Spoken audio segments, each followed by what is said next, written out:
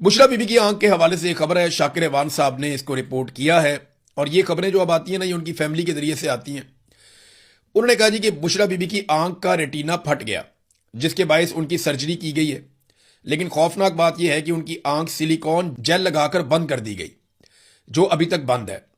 जराए बताते हैं कि उनकी दूसरी आंख भी तेजी से मुतासिर हो रही है और वो कहते हैं ये खबर कंफर्म करने में मुझे 1 हफ्ता लगा पूरा। ये बात की है शाकिर रेवान साहब ने। तो ये देखें ना, कभी ज़ियाउल हक ने लोगों की बीवियों के साथ ये नहीं किया, कभी मुशर्रफ ने नहीं किया, कभी अयूब खान और याया खान वगैरह भी, वो भी औरतों पे हाथ नहीं डालते थे। हाँ, बांग्लादेश में इस किस्म की शिकायतें बहुत की गई, लेकिन यहाँ मगरबी पाकिस्तान में तो ऐसा नहीं हुआ था। बदकिस्मती से खवातीन के साथ जो जुल्म इस दौरे हुकूमत में हुआ, इससे पहले हमने ऐसा नहीं देखा था। नाजरीन, जरदारियों की सारी मुजाहमत और इनकलाब जो है वो अगलों ने एक झटके में निकाल दिया। एक झटका लगाया और आसिफ अली जरदारी ने तमाम समरियों के ऊपर साइन कर दिया और अच्छे बच्चे बनकर बैठ गए।